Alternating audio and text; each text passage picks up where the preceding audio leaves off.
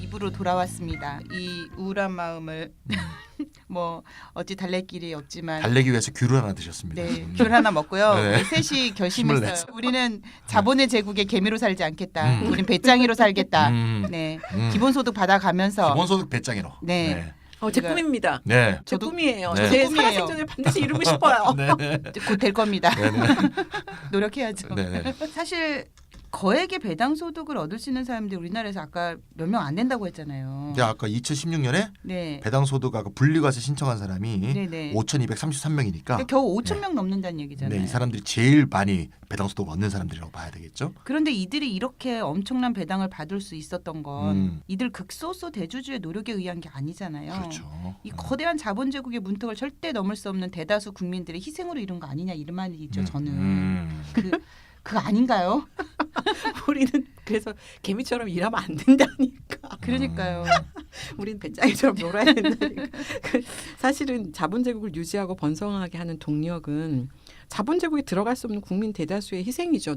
모든 사람들이 정말 너무너무 열심히 일을 하잖아요. 60몇 시간씩 일을 하고 예. 노동자의 몫인 그다음. 인건비를 줄여서 그 네. 돈으로 주주들의 주머니를 채우는 음. 이런 상황이 금융시장의 입장에서는 너무나 당연하고 이게 바람직하고 우리가 추구해야 될 목표가 되는 이런 세상이 바로 자본의 제국인데 그러다 보니까 주식회사의 주주가치 극대화 경영이 지금 일상화되면 될수록 자본과 노동 간의 분배 양극화는 더욱 심화될 수밖에 그렇죠. 없겠죠. 예. 그 인건비를 줄여가지고 주제 주머니를 채우는 자본의 제국의 전략은 언젠가는 근데 막다른 골목에 부딪힐 수밖에 없습니다. 그렇죠. 왜냐하면 막다른 골목에 부딪힐 뿐만 아니라 벌을 주고 싶으네요. 근데 아무도 벌을 안 주고 정부 그게 정치가 해야 될 일인데 정치는 그 네. 사람들한테 상을 주고 있기 때문에 오히려 그렇죠.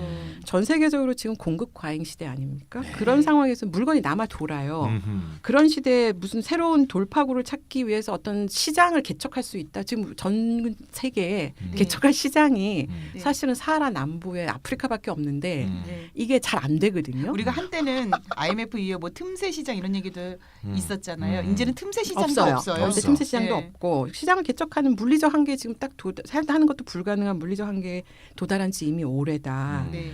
왜냐하면 1990년대 러시아하고 동유럽의 현실 사회주권이 무너졌죠. 그러면서 전세 그런 데다가 거기에 플러스해서 전 세계 인구 20%가 넘는 중국까지 글로벌 그 자본주의 체제에 편입이 됐잖아요. 네. 그걸로 이제 이미 자본주의 사회가 도달하지 않는 지구상의 몇 개 안 되는 지역이 없이 다 네. 이제 침투가 됐으니 물리적 시장의 확장은 더 이상 불가능해진 상태죠. 이게 불가능하다면 자본 제국의 종말, 그러니까 자본의 제국의 파국이 오는 건가요? 파국이 온다고 봐야 되는데 네. 상황이 이런데도 불구하고 주류 경제학에서는 자본제국의 팽창은 지속될 수 있다라고 얘기를 합니다. 그러니까 주류 파국이 오지 경제학. 않는다. 한계가 없다. 네. 물리적 한계는 없다. 왜냐하면 전자 공간에 또 한계가 없잖아요. 원래. 음. 그래서 주류 경제학에 안 망한다. 절대 자본제국은. 이 네, 낙관적인 전망의 근거가 되는 게 바로 세이의 법칙입니다. 세이의 법칙이요? 한번 들어본 것 같기도 한데 지난번 방송하면서 뭐예요? 18세기 말에 프랑스의 사업가이자 경제평론가였는데 네. 장 바티스트 세이라는 사람이 있었는데 세이가 네네. 무슨 유명한 말을 남겼냐면 네. 공급이 스스로 수요를 창출하는다 라는 법칙을 남겼죠. 네네. 그러니까 공급이 계속해서 새로운 공급이 이루어지면 끊임없이 새로운 수요를 창출하니까 네네. 결국 그 어떤 과잉 생산이라는 것도 있을 수가 없고 불황도 발생하지 않는다는 거거든요. 공급이 수요를 창출한다. 뭔가 네. 있어 보이네요. 네, 좀 정확히 말을 하면 네. 세이 법칙은 이제 특정 재화 시장별로 공급이 딱 동일한 양의 수요를 만들어낸다는 의미는 아니고요. 네. 한 재화의 시장에서 초과 공급이 일시적으로 생길 수 있다는 거예요. 네. 그러면 반드시 다른 어떤 재화 시장에서는 초과 수요가 존재할 수밖에 없다. 이런 얘기인 거죠. 그래서 일부 개별 시장에서 초과 공급이 나타날 수 있어도 경제 전반적인 전체. 초과 공급은 없고요. 따라서 네. 한 시장의 초과 공급은 다른 시장의 초과 수요에서 상쇄된다. 그런 이제 이론 구조를 갖고 있고요. 그래서 아까 이제 좀 전에 알파조님이 네. 공급이 스스로 자신의 수요를 창출한다. 영어로 하면 이제 supply creates its own demand인데요. 네. 이 표현은 경제 전반에 걸쳐서 네. 그러한 인과관계가 성립한다. 그런 뜻이고요. 네. 그래서 다시 정리하면 세이의 법칙은 총 공급이 네. 총 소유를 창출한다는 네. 총 공급과 총 수요가 일치한다. 그런 이론이라고 볼 수 있습니다. 세이 법칙에 따르면 과잉 생산도 없고 불황도 일어나지 않는다는 소리인데 그렇죠. 네. 이런 얘기가 등장할 수 있었던 거는 다 그 시대적 당시 상황의 산물입니다. 그렇죠.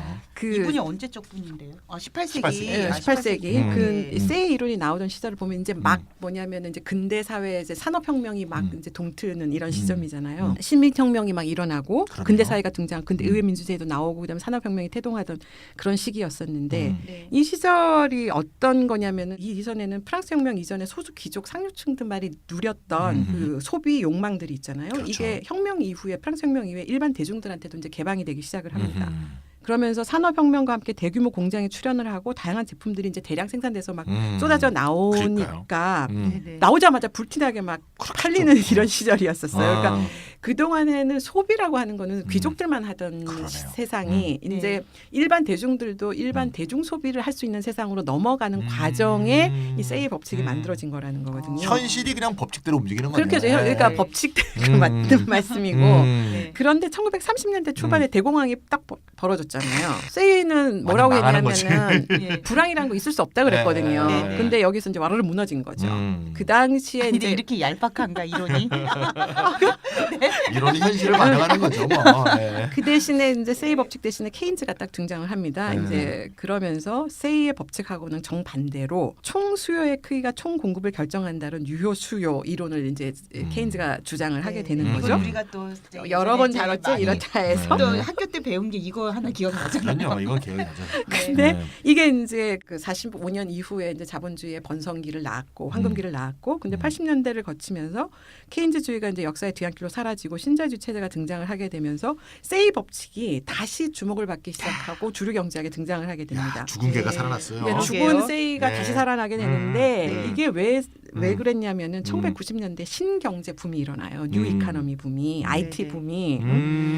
이 정보 기술, IT 기술 혁명이 죽은 줄 알았던 세이 법칙을 이제 다시 되살리는 결정적인 계기가 됐는데 정보 과학 기술이 발전하면서 끊임없이 새로운 물건들이 막 시장에 쏟아져 나오잖아요. 그렇죠. 그러니까 스마트폰도 나오고 뭐 그다음에 핸드폰 네. 나왔죠. 그다음에 뭐야 우리가 그러니까. 아이팟도 나와서 막 네. 예전에 네. 없던 것들이 막 나오고 그러니까 새로운 물건들이 막 나오면서 소비 욕망을 자극을 그래요. 하니까 이게 새로운 수요를 또 계속 만들어내더라. 그러면서 그러니까 인터넷도 나오고 스마트폰이 확산이 막 되면서 사람들이 이 세이 법칙을 다시 믿기 시작한 거예요. 공급이 수요를 만들어낸다. 그리고 TV나 에어컨, 냉장고, 세탁기, 청소기 우리가 이게 내구재잖아요. 일상적인 소비재의 경우도 새로운 기능이 제품이 막 쏟아져 나올 때마다 갑자기 뭐 수요가 팍팍 늘어서 이제 판매가 늘어나고 네네. 하니까 세이 법칙은 죽은 게 아니었다. 여전히 유효하다 이런 얘기가 나왔죠. 그러다가 이제 2008년도에 네네. 미국의 서브프라임 모기지 사태가 딱 터지지 않았습니까? 그러니까 다시 세이의 법칙이 또 파탄이 되는. 네네. 네, 그러니까 불황되면 얘는 이제 꼭 깨갱 이렇게 하는 거죠. 그 호황 때 이렇게 살아가네요. 그렇죠. 예. 아, 흥청망청일 흥청망청. 때야 뭐. 흥청망청. 막 쓸 때. 네.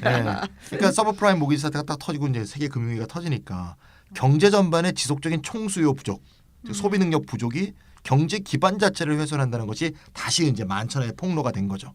그래서 이제 뭐 유명한 노벨 경제학상 수상자인 폴 크루그만이 네. 그걸 뭐라 그랬냐면 부족한 수요가 공급을 파괴한다. 하나 멋있는 말을 남겼습니다. 멋있는 멋있다. 말. 예. 그래서 그리고 또 하나 또 이제 폭로된 것이 그동안 이제 소비를 막 이렇게 부추겨 왔던 네. 추진력이 사실은 세이 법칙에 따르면 공급이 스스로 창출하는 것처럼 보였던 수요의 실체는 다름 아니라 빚이었다는 게 그렇죠. 네. 세계 금융위기를 통해서 이제 만천하에 드러난 거죠. 예. 다 빚이었어요. 다 이게. 빚이었다는 거지. 다 빚잔치였다는 거지. 예. 다 담보로 잡혀갖고 말이야. 예. 그 우리 신용카드 네. 김대중 정권 네, 때 그런 거. 너도 네. 나도 발급해줘가지고 그러니까, 그럼. 열심히 다 썼는데 열심히 쓰고, 나중에 네. 다 빚이었잖아요. 다 빚이죠. 가계부채였잖아요. 예. 아이고 참. 이게 경제학자들은 경제 위기 같은 게 닥치고 또 위기가 와야 진실이 보이나 봐요. 그런 거 아닌가요? 예. 그 전에 뭐 법칙이라 그러고 막. 예. 근데 우리는 사실 살면서 이거 다 느끼거든요. 맞아요. 예. 뭐 빚을 지지 않고는 최소한 소비 수준도 유지할 수 없어요. 사실 네. 요즘은 우리가 카드 안 쓰면 어디 뭐 친구랑 커피 한 잔 마실 수도 없는 돌려맞고 상황인데 또 맞고 예. 그러죠. 예. 또 뭐 피땀 흘려 일해봤자 거대한 부는 금융 자산가들이 거대한 불로소득으로 흘러갈 거고 또 한마디로 소득 양극화는 거대한 부채 경제를 낳을 수밖에 없다고 저는 생각이 들어요. 이게 어때요? 재미있는 예. 게 예. 그 자본의 제국은 공평하게 소득을 분배하고 뭐 부를 분배한 이런 게 그걸 추구하는 게 아니에요. 그렇죠. 네. 공평한 소비를 추구합니다. 음흠. 네, 자본 제국을 칭송하는 사람들은 네. 부자든 가난한 사람이든 소득 수준에 상관없이 모두가 최신 스마트폰을 살 수 있는 네. 이게 평등한 소비 사회거든요. 이게 그렇게 되면 소비를 할 때 사람들이 비로소 행복할 수 있다. 네. 어? 네. 그걸 가능하게 해준 게 신자유주의 체제다. 우리 감사해야 된다 이렇게 얘기를 합니다. 이거 참 그럴 듯하고. 그렇죠. 그러면 너도 어, 아이폰 쓰고 있잖아 이러면서. 그러니까 아니 부자든 뭐 어. 가난한 사람들 누구나 아이폰을 살 수 있도록 해준 그치. 거고 네. 그게 너무 아이폰이 비싼데 네. 빚을 지게 해주는 거잖아요. 그렇죠. 네. 그러니까 가난한 사람들한테도 빚지게 해줘가지고 아이폰 살 수 있게 해주는 게 이 신자유주의 위력인 거예요. 우리는 이 신자유주의 감사해야 되는 거예요. 그래서 행복할 수 있었기 때문에. 그러니까 빚을 갚을 능력이 없는 사람들한테도 소득하고 상관없이 얼마든지 대출을 해준다. 대출을 받아서 부자처럼 원하는 소비를 할 수 있는 사회, 즉 불가능한 걸 가능하게 만드는 네. 이 사회가 바로 신자유주의가 이룬 거대한 역사적 업적이라고 주장을 하게 이걸 됩니다. 또 역사적이기라고. 없어요. 그렇죠. 그렇죠. 왜냐하면 역사적 이전에는 네. 돈이 그럼요. 없으면은 다 굶어 죽어야 됐었는데 지금은 돈이 없어도 네. 빚을 내서 소비를 할 수 있는 사회를 만들어준 그렇죠. 게 신자유주의다. 그렇죠. 그래서 21세기 초반에 그 엄청나게 수년 동안 2008년도까지 그렇죠. 네. 어마어마한 세계 경제 호황기거든요. 이때가 네네. 이때가 근데 문제는 이제 빚으로 쌓아올리는 사상 누각이었다는 게 입증이 됐죠.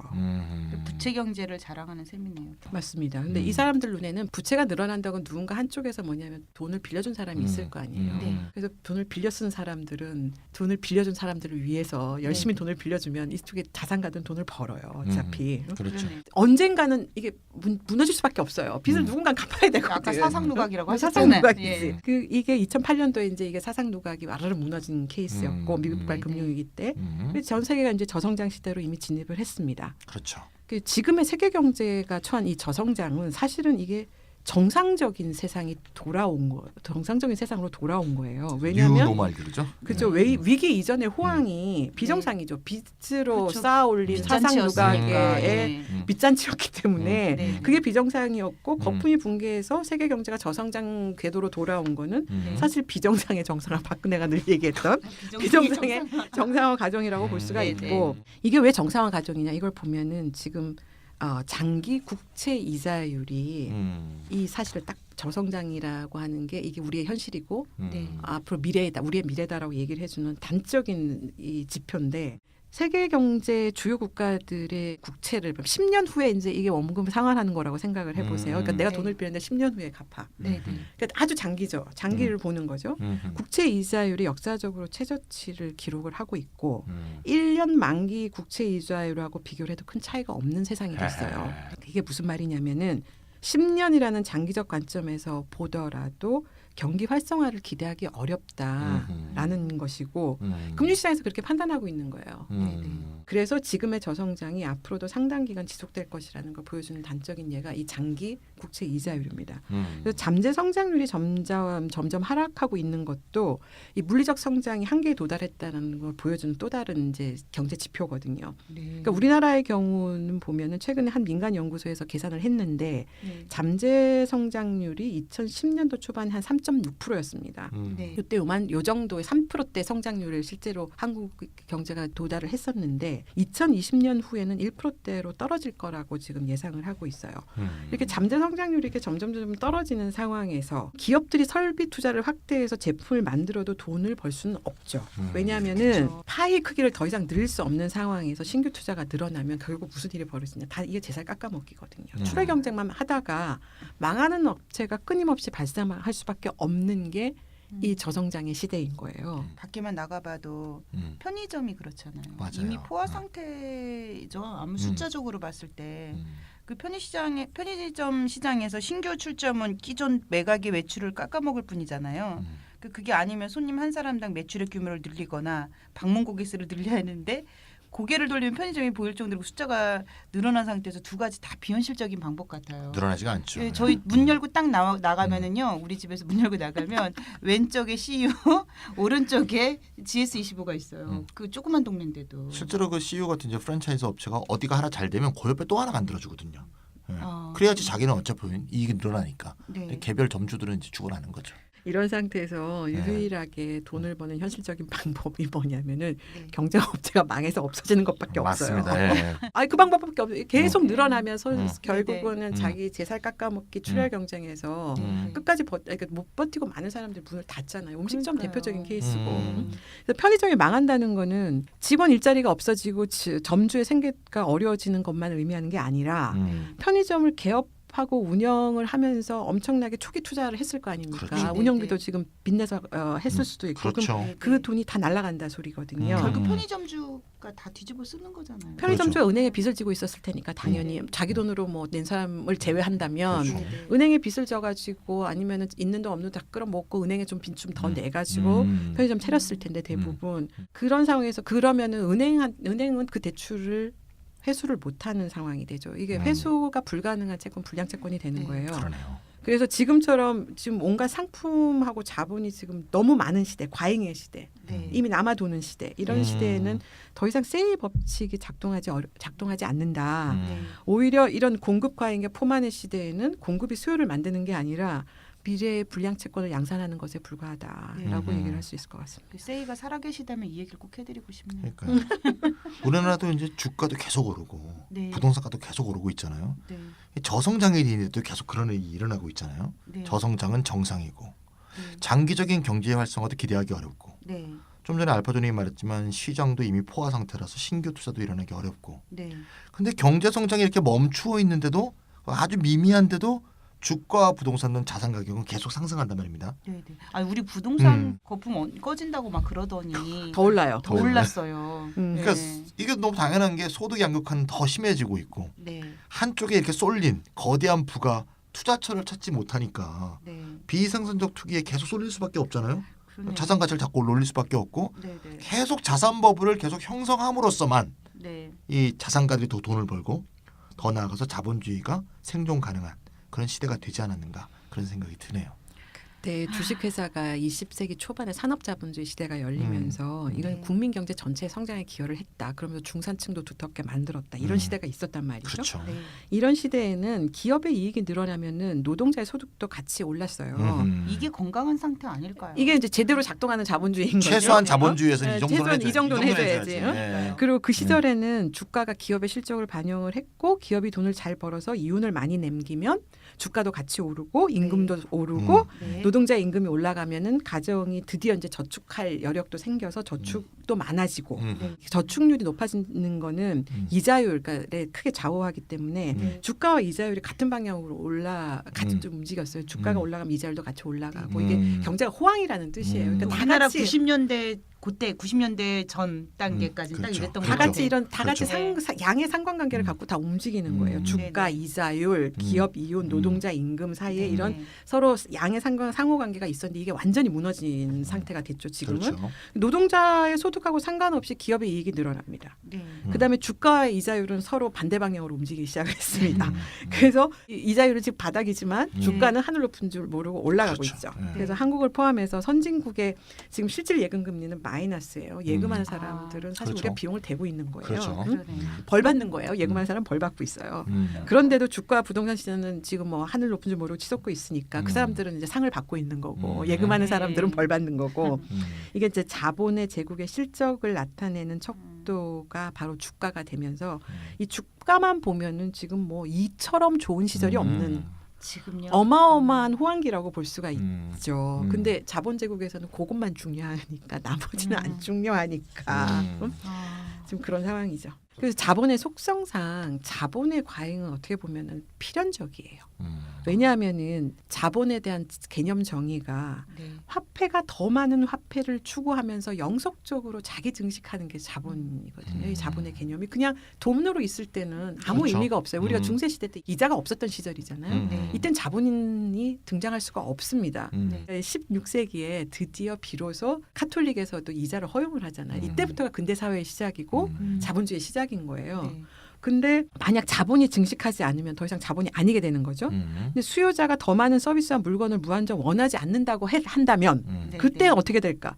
자본은 그럼에도 불구하고 증식을 멈추지 않는다. 워낙 멈춰야 정상 아니에요? 만약에 자본이 증식을 멈추면 그때는 더 이상 자본이 아닌 거예요. 네. 그렇기 때문에 자본의 속성은 사람들이 더 많은 소비를 하지 않더라도 네. 자본은 계속 끊임없이 자기 증식을 할 수밖에 없다. 왜냐하면 자본주의 사회에서 자본은 단순히 돈을 의미하는 게 아니라 권력의 원천이기 때문에 네. 외부에서 의도적으로 이윤을 더 이상 내지 마라, 자본아 멈춰라라고 요구를 하고 개입해 들어오기 하지 않는 한 네네. 화폐가 끊임없이 자본화되는 이 과정은 막을 수가 없어요. 계속된다라는 거예요. 브레이크가 없는 과잉 자본주의. 자동차. 도대체 과잉 자리가 자본주의. 없는. 예. 네. 아니 도대체 어디로 가는 걸까요, 알파조님? 근데 자본의 과잉은 필연적이지. 자본의 속성상 자본이 자기 증식을 멈추면 그 순간 더 이상 자본이 아니니까. 네. 근데 과연 자본의 제국은 영원할 수 있나? 그렇지는 않습니다. 영원할 수는 없습니다. 왜냐하면 불량 채권을 끊임없이 만들 수밖에 없다 그랬잖아요. 네. 그러면 가게를 파산으로 내몰게 되고 기업도 망하게 되고 네. 자기가 스스로를 이제 파괴하는 상황까지 왔다. 네. 그래서 자본 제국은 지금 제 무덤을 스스로 파고 있다. 이런 근데 뜻이 자본 됩니다. 제국이 자살의 언젠가 길을 간다. 무너지지 근데 않겠어요? 자살의 길을 간다고 하더라도 네. 이때 고스란히 실질적 피해를 보는 사람들이 과연 이들일까 싶은 아니, 거예요. 자기가 가졌던 거 그냥 없어질 뿐이고 우리들은 생존이 걸린 맞습니다. 문제가 자본 제국의 있으니까. 바깥에 있는 사람들이 더 네. 가장 큰 고통을 받는 거죠. 그 사람들은 그러니까요. 100억 하던 게 50억이 될 수가 있고 네, 50억이 네. 된 게 1억이 되는 구조지만 그러니까요. 예. 나머지 있는 바깥에 있는 사람들은 아예 네. 그런 가장 큰 고통을 받는 사람들이라고 봐야 되겠죠. 네, 네. 그래서 21세기의 세계가 더 이상 성장을 기대하기 어렵다라고 할 때 네. 선진국을 비롯해서 한국 등의 잠재 성장률이 지금 1%대 이하로 지금 떨어져 있어요. 네. 그런 상황에서는 이제 이걸 현실로 우리가 받아들이고 네. 이걸 전제로 해서 새로운 경제 시스템을 구축해야 된다. 안 그러면은 지금 스스로 이제 자살의 길을 가고 있는 네. 스스로 무덤을 파고 있는 자본 제국이 이게 그 쌓아 올린 사상 누각은 어느 순간에 아마 무너져 버릴 거다. 예. 이게 빚을 계속 내고 살 수는 없는 거 아니에요. 누군가 빚을 갚아야 되잖아요. 네, 네, 네. 근데 끊임없이 사람들이 돈을 벌지 못하고 빚을 갚지 못해서는 어느 순간에는 망하게 돼 있다는 거예요. 망했으면 좋겠네요. 망했으면. 망하는 것보다 이제 새로운 경제 시스템을 구축한다. 여기 이제 방점을 찍어서 우리가 좀 네. 들어주면 좋을 것 같아요. 아, 예. 그럴까요? 네네. 알파조님, 우리 주식회사 지난번 1부에서는 그 미즈노 가주오의 주식회사는 왜 불평등을 낳나 이 책을 소개해 주셨거든요. 네네. 여기에 뭔가 해답이 있을 것 같은 생각이 들어요. 저는 그래서 책 저자인 미즈노 씨는 이 파국의 체제를 어떻게 극복해야 된다고 말씀하셨어요? 이 사람 굉장히 재밌는 주장을 하는데 네. 이 가주오라는 이 일본의 경제학자는 중세 시대로 다시 되돌아가자. 아 그래요? 아, 중세로요?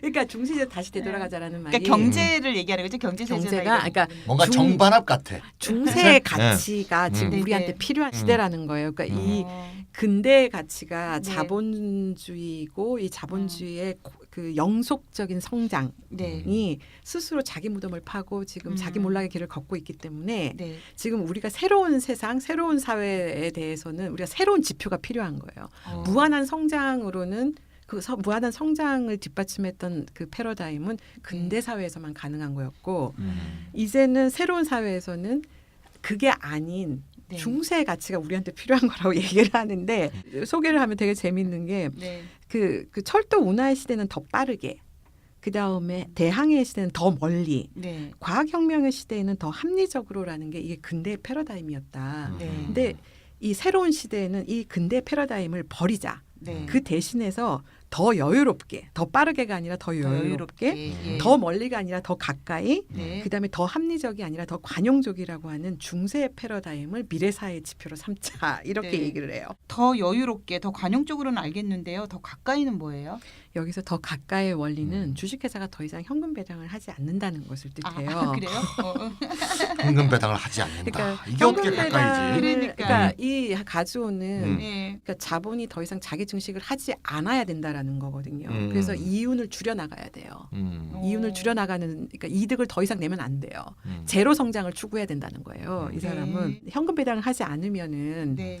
지구 반대편에서 더 이상 투자자가 찾아오지 않을 것이다. 오, 멀리서 오지 그렇겠죠. 않는다. 이 그치. 지금 전자 공간에서 이루어지는 투자들이잖아요. 이게 네, 네. 국경도 없고 네. 무한하게 거리감도 없이 그냥 1분 1초도 안 되는 시기에 돈들이 막 왔다 갔다 하는데 네. 현금 배당 한다면 누가 오겠습니까? 그렇게 되면은 멀리서 오지 않는다. 그러면 그래서 가까이구나. 경영자는 네, 경영자는 더 음. 많은 배당을 원하는 주주의 요구에 무리하게 부응하기 위해서 네. 단기적인 수익 방안을 쥐어짜낼 필요가 없게 되겠죠. 음. 그럼 회사가 단기 수익률에 목을 매달지 않게 되면은 네. 뭐 10년, 20년, 30년, 40년, 50년, 100년이라고 하는 장기적인 시야를 가지고 여유롭게 여유롭게. 경영 네. 계획을 고민할 수 있게 될 것이다.